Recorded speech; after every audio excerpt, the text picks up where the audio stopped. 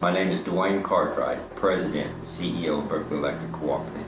I would like to take this moment to assure our members that we are making preparation for the upcoming winter storm. Our crews will be prepared and ready in the event that we sustain damage from the coming possible ice storm. Officials here at Berkeley Electric are really optimistic that this storm will not be as bad as far as power outages. As of this morning, with the weather outlook and reports, we have the possibility of an ice storm coming our way. What we're doing at the present time is making certain that we're prepared for this, although the storm looks like it will trend north of us. We've contacted our crew leaders, the VP of Operations and Engineering is making preparation.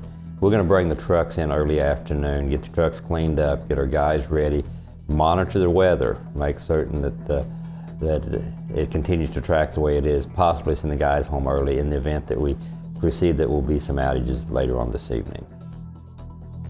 Specifically here in the Low Country, but these trucks here in the garage, they are ready to go. They are gassed up. Everyone at Berkeley Electric is on call. They may not be going to the Low Country. They may be headed to the Columbia area, maybe to the upstate. Basically, wherever they are needed, they are ready to go.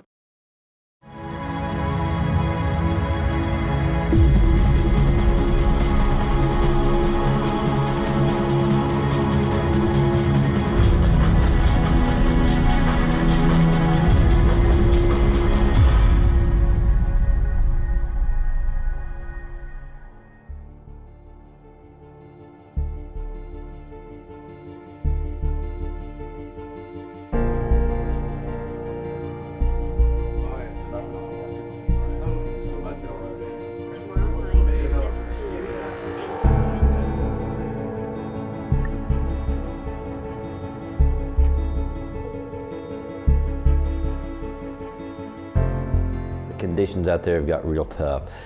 We expected the storm to go north, but it hasn't. Cold weather kind of beat the rain, so we're having a lot of icing. The ice load's building up to the point that it's very dangerous for some of our folks to even be out there. A lot of softwoods, it just sounds like a war zone. Trees are breaking off, snapping, and just popping. Just a continuation of popping going on as these trees fall. Very difficult to work lines at this time. You put it up and then go a few feet and right behind you, tree falls someplace else. So it's tough. We're going to have to kind of hunker down and do what we can right now, and hopefully the storm will pass and we can get some relief. I got out on the road and talked with some of our members in that area. They told me it sounded like guns were going off. They could hear pow, pow, pow. You know, trees snapping and popping, and that kind of helped you because they knew what we were dealing with.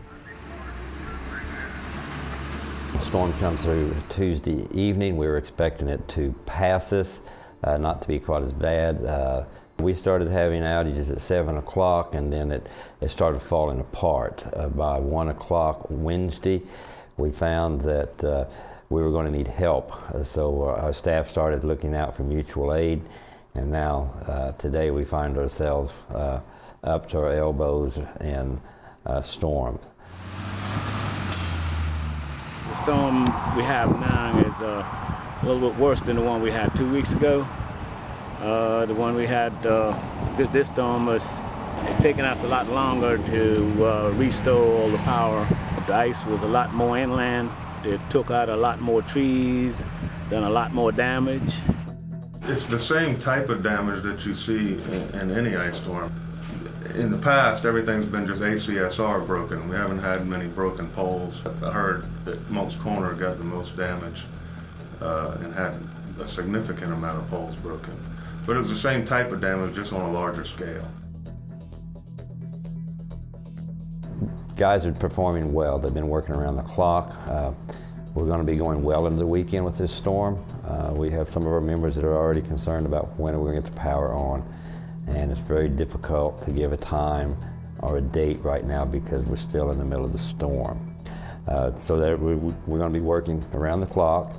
We are moving to 36 hours.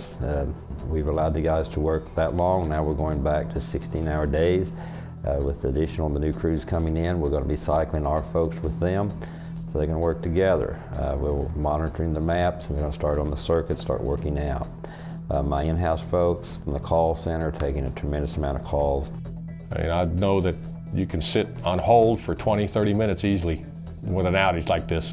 Members was a little bit upset because, it was taking them so long to get through. The point that its phones are basically over-flooded, but we will answer those calls as they come in, and we're going to have about 250 to 300 outside folks here probably by morning, and making certain that we have lodging for them, that we have food for them, that we have lunches, that we've made preparation for their laundry. It's all kind of falling in place right now. So we're in full storm mode, and we just hopefully we'll start making some very positive progress here. It's getting to long hours are working on us too. So.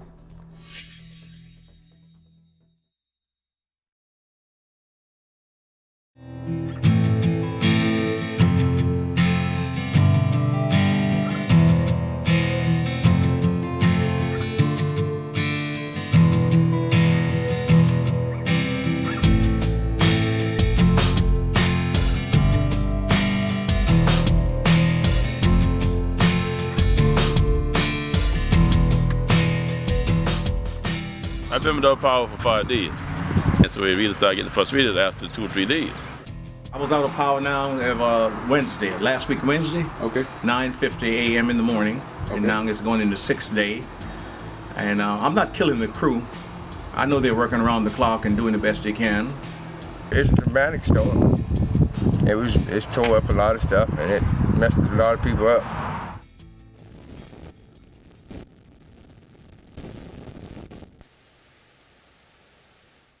We're in day 6 of the storm. We've got through the weekend. We've been working around the clock. We're starting to see a lot of fatigue in our folks.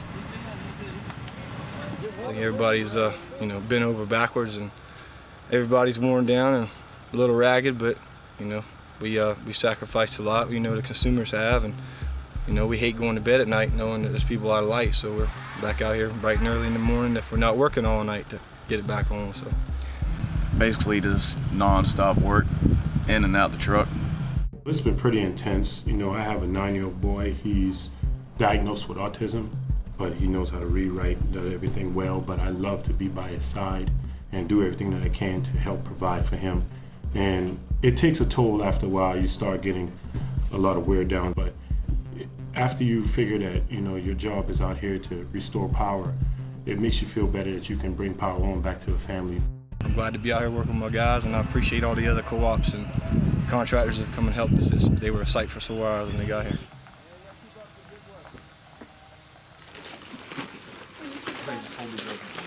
We are currently working on providing lunches for our linemen out in the field. We are currently making 500 lunches, and the purpose of that is so that our linemen do not have to stop while they're working to provide power for our members.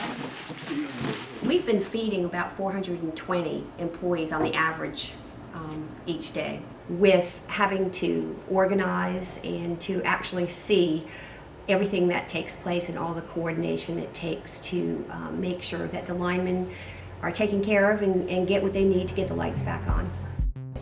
Presently we're down to 1,519 members that are out. These are going to be the hard ones, those that are on the long taps, those are the difficult places, through some of the swamp grounds. We're just trying to get these old poles replaced. We had 7 poles through here that was down. Trying to get these poles replaced, and obviously we got to use this track machines, and the wet conditions can't get trucks in here, so we have to use flex tracks and Argos to get the new wire pulled in and get the new poles set.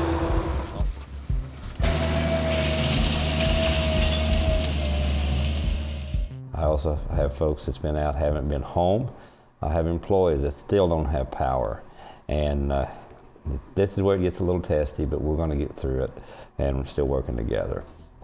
Well, it's always tough being away from your family, and you do what you got to do to get it done. Why she teaches school, she understands, and she fully supports me being here. I see her when I can. I call her. I run to the house, get a quick shower, run back up here, sleep in the office. But that's what it takes. Tempers are starting to flare with some of our members, and we understand being out of power for 6 days, how difficult that is. At first, the calls were just letting us know they were out, wanting to confirm that we knew they were out.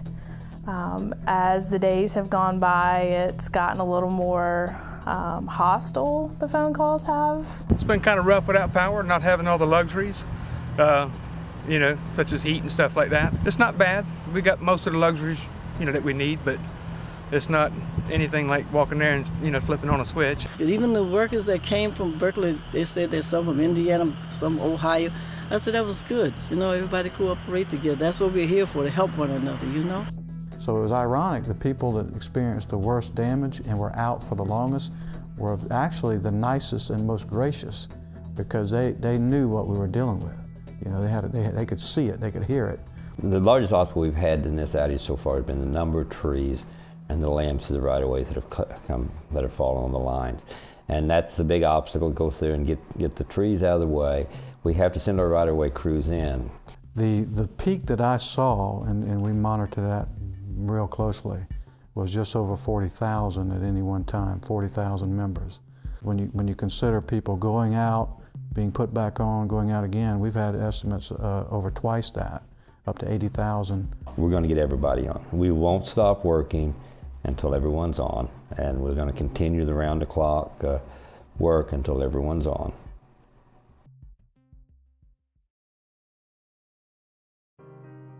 Okay, today we're in cleanup mode. We've allowed our folks some time to rest. We're going to be shutting down on a Friday and then back to work on Monday. We have everybody restored that we could restore, and now we're just looking at the system overall, making certain we have no safety issues that's left out there.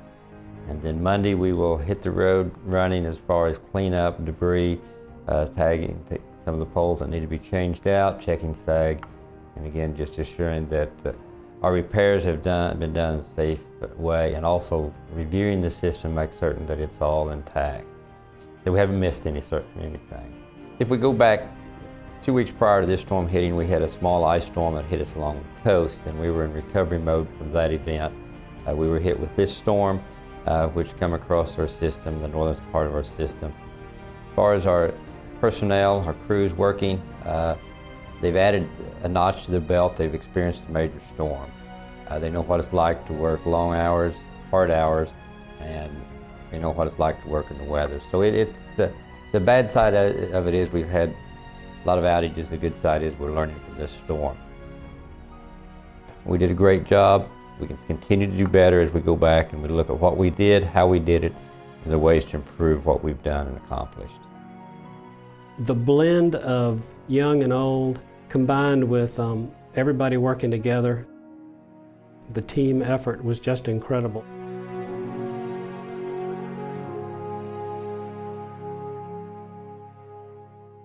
I would call it a warrior effort.